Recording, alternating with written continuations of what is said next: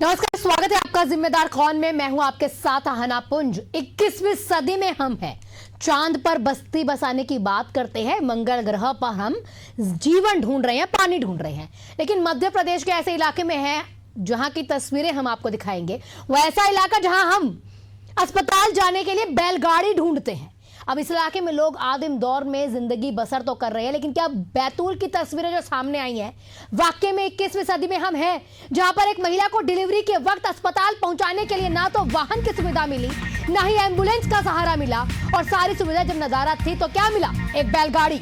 ऐसे में सिर्फ गांव वालों का हौसला महिला का सहारा बना।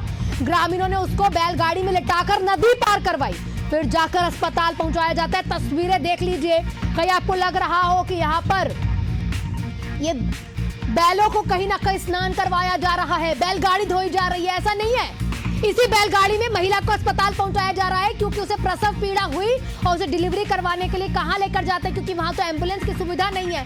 अस्पताल जाना है तो नदी पार करनी पड़ेगी, और नदी पार करे कैसे, क्योंकि महिला की हालत इतनी खराब है, कीचड़ में तब्दील हो जाते हैं रास्ते। और सवाल उठता है कि आखिर केंद्रीय राज्य मंत्री का यह गृह जिला है, गृह ग्राम है, गृह गांव है, नदी पर पुल का इंतजाम क्यों नहीं है? क्या विकास के वादे महज कागजों में सिमट कर आ गए हैं? 2019 में चुनाव जीतकर सांसद बने, 2024 में जनता ने फिर से विश्वास किया, लोकसभा चुनाव फिर से जितवाया, आशाएं बढ़ी। और यहां पर देखिए, केंद्र ने तो और विश्वास किया। 2024 में चुनाव जीतते ही श्री दुर्गा दास उइके को जनजातीय कार्य मंत्रालय में केंद्रीय राज्य मंत्री के रूप में कार्यभार संभालने के लिए दिया गया। आशाएं लोगों की ओर बढ़ जाती है कि शायद हमारे लिए कुछ अच्छा होगा, सांसद जी तो कुछ कर ही देंगे अब। और देख लीजिए क्या कर दिया है। आप समझ जाइए कि कोई विधायक नहीं है, केंद्रीय राज्य मंत्री का दर्जा प्राप्त एक आदिवासी, जिसको यहाँ पर रखा जाता है यहाँ पर किस लिए? कि शायद हमारा दुख दर्द समझेंगे, हमारी ही जाति के हैं, जनजातीय मंत्री हैं ये, और वो मंत्रालय पूरा इनके पास रहा, उसके बावजूद क्या तस्वीर सामने आई।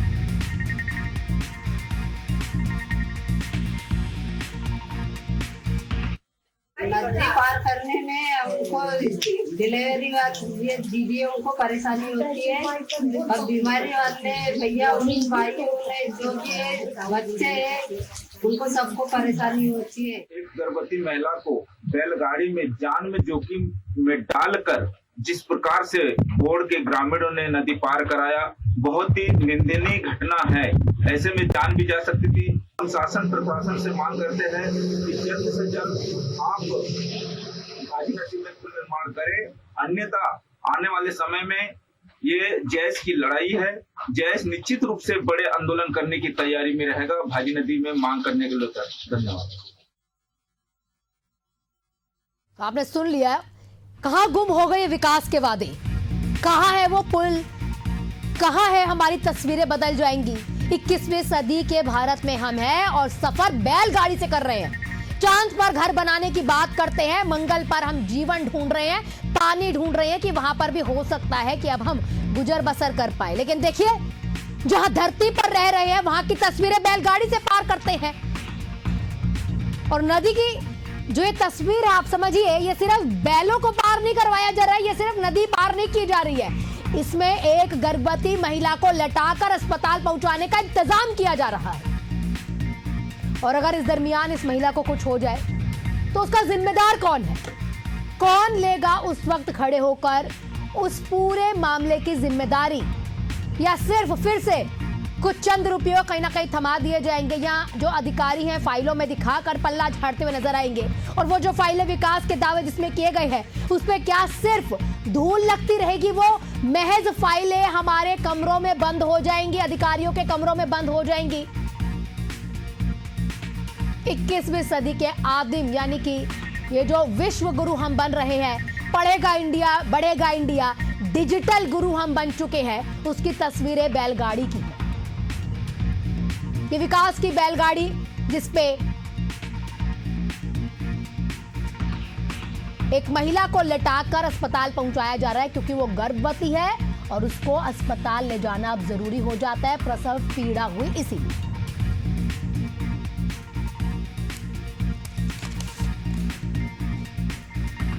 सोचिए, ये वो जिला है, वो गांव है, माफ कीजिएगा जिला नहीं है, वो गांव है, जो इस गांव का जो नेतृत्व है वो एक केंद्रीय मंत्री, केंद्रीय राज्य मंत्री कर रहा है।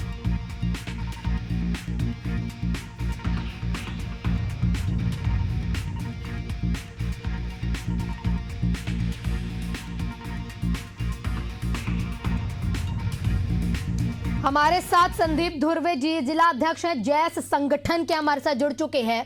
संदीप जी, आपका बहुत बहुत स्वागत है एशियन न्यूज पे। सबसे पहले तो आप जनता को ये बताइए, ये जो जैस संगठन है, जनजातीय संगठन है, ये कैसे काम करता है और कितनी आपके जो ये तस्वीर जो है, ये पीड़ादायक तस्वीर, कितने हालात बुरे हैं आपके गांव के? जी, हमारा जो संगठन है, ये जो जनजातीय वर्ग है, आदिवासी वर्ग, इसके लिए शोषित पीड़ित वर्ग के लिए काम करता है और जहाँ भी हमारे मुद्दे को शासन प्रशासन तक पहुंचाने का काम करता है।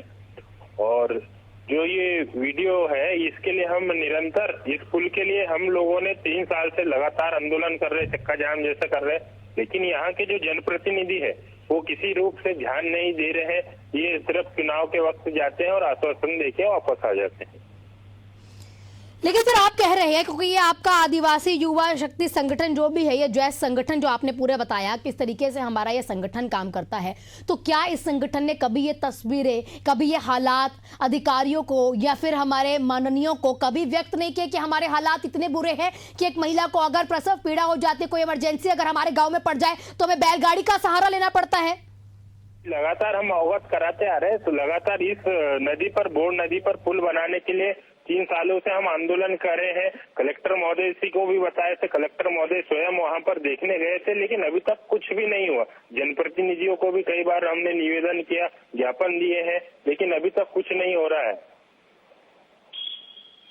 जी, आपसे ये भी तो समझना चाहेंगे ना, यहाँ पर आपके ग्राम का अगर कोई नेतृत्व, सबसे बड़ा अगर कोई यहाँ पर चेहरा है तो वो सांसद जी हैं, दुर्गा दास जी, केंद्रीय राज्य मंत्री बन चुके हैं। 2019 में आप लोगों ने चुनाव जितवाया, 2024 में फिर से जितवाया, तो क्या उनके द्वारा भी कोई ऐसी तस्वीर जो आ रही है यहाँ पर, इसको दूर करने के लिए कोई पहल नहीं की गई?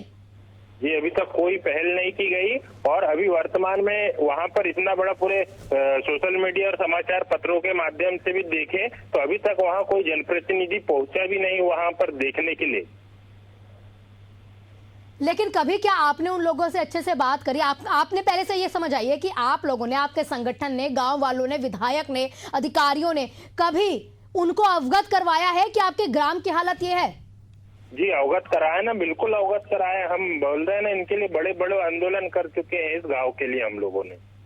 तो उसके बाद उनके द्वारा क्या आश्वासन दिया जाता है, करवा देंगे? और कितने सालों से, 2019 से वो सांसद हैं और उसके बाद बैतूल से ही सांसद हैं सर। उसके बाद 2019 के बाद 2025 आ चुका है, तस्वीर अभी भी ऐसी ही है। ऐसा भी नहीं है कि 1 ही साल हुआ है मैं क्या काम कर लूंगा, 6 महीने हुए मैं क्या काम कर लूंगा। 2019 से 2025 तक कोई काम नहीं हुआ। जी, बिल्कुल काम नहीं हुआ है और ये यहाँ की जनप्रतिनिधियों की अनदेखी कहना चाहिए, क्योंकि हम लोग अवगत कराते हैं ऐसी जहाँ भी समस्या हो। और ये तो इसके लिए बड़े आंदोलन कर चुके हैं। हम बार बार बोलते कि जिले के तमाम संगठनों मिलकर और जैस के नेतृत्व में बड़े आंदोलन कर चुके हैं। हमने शासन प्रशासन को अवगत कराया, मंत्री जी को भी अवगत कराया, यहाँ के विधायक लोगों को अवगत कराया। नहीं तो वही ना संदीप जी, क्या आश्वासन दिया गया? जी, कोई आश्वासन नहीं, बस कर देंगे, बस कर देंगे बोले, इसके सिवा कुछ नहीं, अभी तक कुछ नहीं किया है। तो कितने सालों से आप लोग उनके समक्ष इस तरीके की तस्वीरें जो है लेकर जाते और अपना दुख बयां करते हैं? जी, हम 3 साल हो गए हैं लगातार उनको अवगत कराने के लिए। तो क्या कभी उन्होंने इस इलाके में आकर दौरा किया, किसी भी माननीयों ने या किसी भी अधिकारी ने? बिल्कुल बिल्कुल, ये उतना कोई अंदर नहीं है। इंदौर नेशनल हाईवे के करीब में है, 5 किलोमीटर अंदर, लेकिन वहाँ कोई जनप्रतिनिधि नहीं जाता है। क्यों? पता नहीं क्यों नहीं जाता, ऐसे समस्याओं के कारण। क्योंकि गांव वाले जागरूक है। तो मतलब उनको ऐसा लगता है कि अगर वो एक बार रुक कर लेंगे तो इतनी समस्या है कि बहुत दिक्कत आ जाएगी, और चाहे जो लोग वहां पर उनको पहुंचा रहे हैं उनकी हालत ये रहे, वो पूरे दिन, पूरा जीवन उस जगह पर निकाल दें।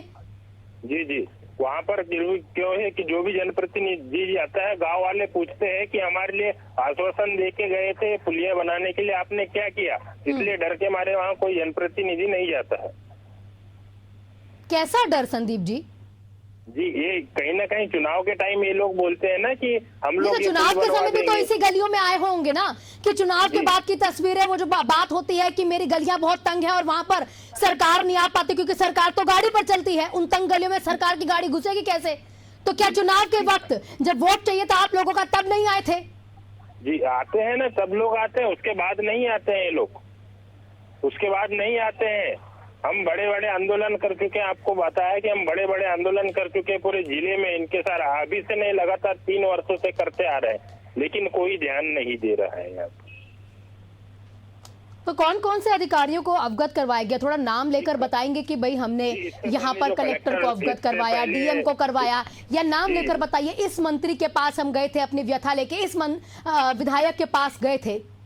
जी इससे पहले जो अमनवीर सिंह कलेक्टर थे वो स्वयं उनके पास गए थे और उनने स्वयं ने विजिट किए वहाँ पर, मंत्री जी के पास गए, विधायक जी के पास गए। कौन मंत्री? विधायक जो दीदी उइके जी, क्षेत्रीय विधायक जो है गंगाबाई उनके उइके जी, उनको भी अवगत कराया है।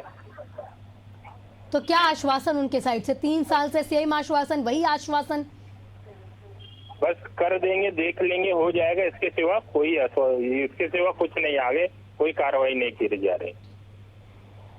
ठीक है संदीप जी, आपका बहुत बहुत शुक्रिया तमाम जानकारियों के लिए। तो देखिए हमारे साथ संदीप धुर्वे जी जुड़े हुए थे, जिला अध्यक्ष जय संगठन के ये जिला अध्यक्ष है। इन्होंने ये बताया कि 21वीं सदी की जो तस्वीरें हैं, इन तस्वीरों को बहुत बार ये लेकर गए हैं अपने मंत्रियों के पास, अधिकारियों के पास, कलेक्टर के पास, डीएम के पास। बड़े बड़े वादे कर दिए जाते हैं लेकिन उसके बाद तस्वीर नहीं बदलती। बोल दिया जाता है कि हाँ हम जरूर कर देंगे, लेकिन उसके बाद इन गलियों में कोई आता नहीं, क्योंकि गलियां बहुत तंग हैं, कैसे आएंगे। हमारे साथ हमारे सहयोगी प्रदीप जुड़ चुके हैं तमाम तस्वीरों के हालात अब बयां करने के लिए। हालांकि तस्वीरें ऐसी हैं तो लगता है कुछ बचा नहीं है कहने के लिए।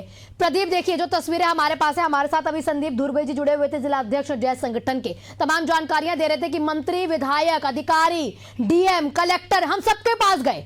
चुनाव के वक्त तो इस इलाके में आ जाते हैं जितने माननीय, लेकिन चुनाव के बाद नहीं आ पाते। कैसे आएंगे? दिक्कत है ना, गलियां इतनी तंग है कि अंदर नहीं आ पा रहे हैं। लेकिन देखिए हमारी महिला, एक महिला होने के नाते अगर मैं यहां पर बैठूं और यहां पर इस तस्वीर को समझने की कोशिश करूं कि अगर इस बैलगाड़ी में एक प्रेग्नेंट वुमेन यानी कि गर्भवती औरत को ले जाया जा रहा है कि अस्पताल पहुंचा दिया जाए, इलाज करवा दिया जाए, तो कितनी निंदनीय तस्वीर है। हम चांद पर बैठने की बात कर रहे हैं, मंगल ग्रह पर जाने की बात कर रहे हैं, और तस्वीर देखिए नदियां हम बैलगाड़ी से पार कर रहे हैं, एम्बुलेंस तक नहीं है। देखिए ना, ये सिर्फ बैतूल की बात नहीं है। इसके पहले हमने तस्वीरें देखी जिस प्रकार से सीधी में सड़क की स्थिति कितनी खराब थी और एक महिला ने कैसे गुहार लगाई थी।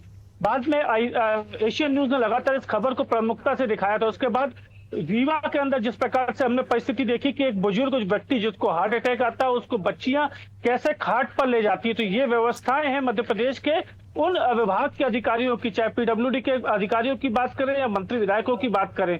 लेकिन देखिए तस्वीरें जो बैतूल से निकल कर जब भांजी पुल जो है उसको पार करने के लिए कितनी मशक्कत करनी पड़ रही है एक परिजन को। देखिए गर्भवती महिला अगर को बात की जाती है कि तमाम दावे हम कर रहे हैं, महिला सशक्तिकरण को हम आगे बढ़ा रहे हैं, महिलाओं को कैसे आत्मनिर्भर बनाया जाए उस पर बात की जा रही है। लेकिन एक वही महिला जब वो गर्भवती होती है, गर्भवती होने के बाद जब उसको उप स्वास्थ्य केंद्र ले जाना होता है तो उसको जो है एम्बुलेंस तक नसीब नहीं होती है। तो ये तस्वीरें कहीं ना कहीं अपने आप में कुछ और बयां करती है। देखिए तो यही तो ना प्रदीप, देखिए ये तो तस्वीर हम देख पा रहे हैं, वहां की आम महिला है, आम लड़की है, उसका तो सिर्फ इतना ही कहीं ना कहीं पूरा दायित्व है ना कि आपको जब समय चाहिए हो, आपको जब जरूरत हो, उस समय पर जाकर आपके लिए आपके जो चिन्ह है उस पर वोट डाल दे, उतना ही कहीं ना कहीं जरूरत है। लेकिन उसके बाद तस्वीर उस महिला की ऐसी रहेगी और जो मंत्री वहां पर है। आपको 1 मिनट प्रदीप रोकूंगे, हमारे साथ कांग्रेस नेता जुड़े हुए हैं,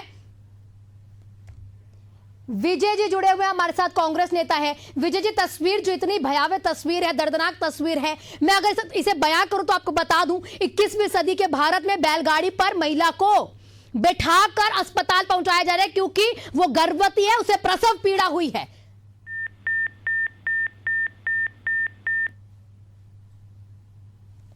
चलिए दोबारा कोशिश करते हैं विजय जी के साथ संपर्क साधने की। हमारे साथ प्रदीप, हमारे सहयोगी जुड़े हुए हैं। प्रदीप, समझना आपसे चाहेंगे किसी महिला मंत्री से आपकी बात हुई है? क्योंकि अगर उनके एक चाकू भी हाथ में लगता होगा या कहते हैं ना उंगली पर हल्की सी चोट लगती होगी तो पूरा काफिला जाता होगा अस्पताल में, क्योंकि हमारे माननीयों को कुछ ना हो जाए। लेकिन यहाँ पर जो औरतें हैं जो वहां पहुंचा रही हैं, पूरा काफिला कहीं ना कहीं उनके लिए दे रही हैं कि शायद वो महिला मंत्री या फिर वो महिला सांसद, विधायक हमारा दुख समझेगी। उनके यहाँ पर वो क्या समझती है इस तस्वीरों को देखकर? किसी महिला मंत्री से, किसी महिला अधिकारी से आपकी बात हुई? लेकिन निश्चित तौर पर आना जिस प्रकार की तस्वीरें लगातार आ रही है, चाहे बात सीधी की हो, रीवा की हो, चाहे बैतूल की हो, ये तस्वीरें कहीं ना कहीं अपने आप में काफी मार्मिक है। और इन तस्वीरों को लेकर लगातार एशियन न्यूज जो है लगातार बड़े वरिष्ठ नेता हो, मंत्री हो, इन सभी तमाम से सवाल जरूर करते हैं। लेकिन देखिए, सवाल का जवाब जो है वही हर बार सुनने में आता है। सवाल का जवाब ये होता है कि आपके द्वारा दिखाई गई जो बताई गई समस्या है उसको जल्द से जल्द दुरुस्त कर लिया जाएगा। और यही चीज जो अभी जो जयेश के जो जिला अध्यक्ष थे वो भी एक बात को कह रहे थे कि हम पिछले 3 सालों से लगातार हम जा रहे हैं। तो लेकिन देखिए, सबसे बड़ी बात को समझना होगा है ना कि मध्य प्रदेश की जो राजनीति है वो आदिवासी हो चाहे किसान हो, महिला हो, इनके बिना अधूरी हो। देखिए, एक आदिवासी क्षेत्र से जहां से दुर्गा दासुई के जो कि केंद्रीय राज्य मंत्री है वो वहां पर है और लंबे समय से वहां पर वो राजनीति करता है, चुनाव जीत रहे हैं। और बीजेपी के वर्तमान के नए प्रदेश अध्यक्ष हैं हेमंत खंडेलवाल, वो भी उस क्षेत्र से आते हैं। लेकिन अब स्थितियों को ये समझना होगा कि देखिए, जब जिस प्रकार से तमाम तस्वीरें निकल कर आई हैं कि एक बैतूल जो उन्हीं के दोनों का गृह क्षेत्र है, एक है प्रदेश का एक प्रदेश का अध्यक्ष है तो दूसरा केंद्रीय राज्य मंत्री है। तो देखिए, 2 बड़ी जिम्मेदारी बैतूल के पास इस समय है। और लेकिन बैतूल से इस प्रकार की तस्वीरें निकल के आना कहीं ना कहीं काफी बेचैन करती हैं। और इस प्रकार की तस्वीरों के आने के बाद ये जरूर माना जा रहा है कि लगातार जब एशियन न्यूज इस खबर को दिखा रहा है तो कहीं ना कहीं अब जिला प्रशासन की टीम हो चाहे प्रदेश सरकार हो, कहीं ना कहीं हरकत में आएगी। और इससे जो तमाम दोषी आला अधिकारी हैं जिन्होंने लोगों को आश्वासन तो दिए हैं लेकिन उन तक पहुंच नहीं पा रहे हैं, तो अब वहां तक कहीं ना कहीं पहुंचने की जो तमाम तस्वीरें होंगी वो जरूर देखने में आएंगी। देखिए, हालांकि जिस प्रकार से लगातार हम देखते आए हैं कि वहां पर लेकिन वही हम समझना चाह रहे हैं ना प्रदीप, ऐसी तस्वीरें लगातार मध्य प्रदेश से आ रही हैं तो इस तस्वीरों की जिम्मेदारी कौन लेगा? क्या ये कह देना रे भाई बहुत बड़े बड़े विकास हम कर रहे हैं, आपको पूरे विकास की एक फहरिस्त दी गई थी, देखिए हम कहां पहुंच गए हैं? और क्या ये तस्वीर देखने के बाद आपको लगता है, क्योंकि देखिए आप लगातार बता रहे हैं हेमंत खंडेलवाल वहीं से है, दुर्गा दास जी भी वहीं से हैं, वो तो केंद्रीय राज्य मंत्री हैं, 2019 से बैतूल से सांसद रह रहे हैं, उसके बावजूद 2019 से 2025 में उनको नहीं लगा कुछ विकास की जरूरत है वहां पर?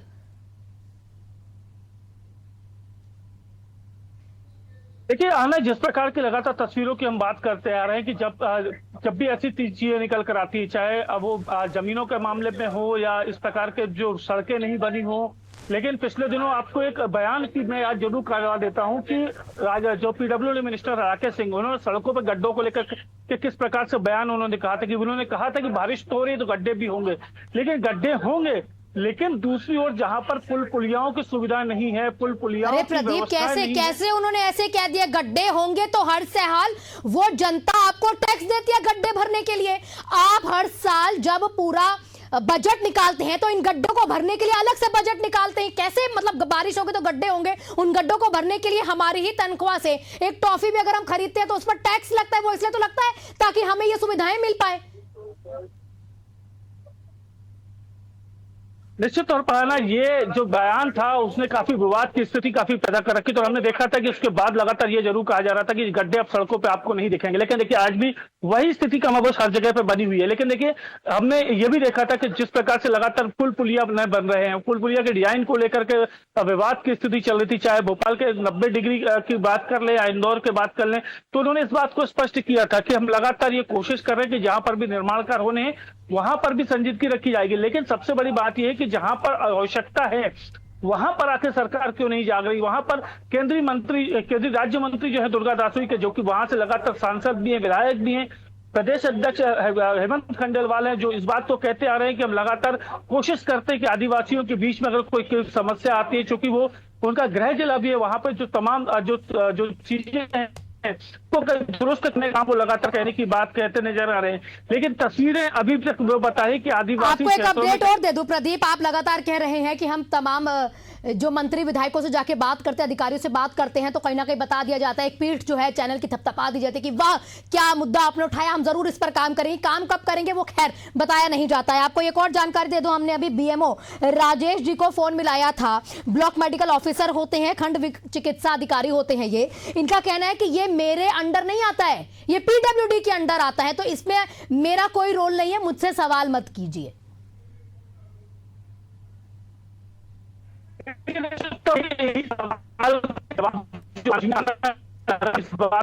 कुछ भी जाएंगे, अगर सड़क की बात लेके जाएंगे, भाई सड़क नहीं है, पुल पुलिया नहीं, तो वो कहेंगे साहब हमारे में क्षेत्र में नहीं आता। क्यों? क्योंकि स्वास्थ्य विभाग की सुविधाएं अगर आप पहुंचाएंगे तो हम आपको सुविधा देंगे। तो क्या उनका ये दायित्व तो नहीं होता कि जब प्रदेश के, जब वर्तमान में बारिश की स्थिति और पुलिया जो है वो भरी हुई है, आदिवासी में वहां पर पहुंचे, वहां पर लोगों का इलाज करें, क्या ये उनकी जवाबदारी नहीं है? आखिर वो अपनी जवाबदारी से किस प्रकार से मुकर हो रहे हैं, ये कहीं ना कहीं बड़ी बात है। लेकिन दूसरी चीज आना, इसमें ये भी मैं जोड़ना चाहूंगा। देखिए, जिस प्रकार से हम लगातार एक बात को कह रहे हैं, अगर पुलिया अगर है, और ये भी कहा जाता है कि उप स्वास्थ्य केंद्र अगर आसपास में है या उस क्षेत्र के दौरान अगर उपलब्धता है, तो ये कोशिश होनी चाहिए कि एम्बुलेंस लगातार 24 घंटे वहां पर रहनी चाहिए। एम्बुलेंस में किसकी जिम्मेदारी तय होनी चाहिए, वो भी कहीं ना कहीं नहीं बीएमओ की तय होनी चाहिए। जिम्मेदारी है, ये कौन तय करेगा? क्या जब तक जिम्मेदारियां तय नहीं होगी तब तक हमारे जो जनता है उनकी तस्वीरें ऐसी ही रहेंगी? क्या हमें ऐसे ही तड़पना पड़ेगा? क्या हमारा जो आम जनता, आपका मेरा या जो जनता इस तरीके से सफर कर रही है, उनका सिर्फ दायित्व यह है कि पहुंच जाए, एक वोट हमें दे दीजिए, क्योंकि हमें बड़े काफिलों में चलना है, हमें कुछ ना हो जाए उसके हमें ख्याल रखना है। और अगर हमें कुछ हो जाए तो हम विदेशों में इलाज कराने जाएंगे और हमारे भारत की तस्वीर 21वीं सदी में बैलगाड़ी पर कहीं ना कहीं घूमेगी। बहुत बहुत शुक्रिया प्रदीप, आपका हमसे जुड़ने के लिए, तमाम जानकारियों के लिए।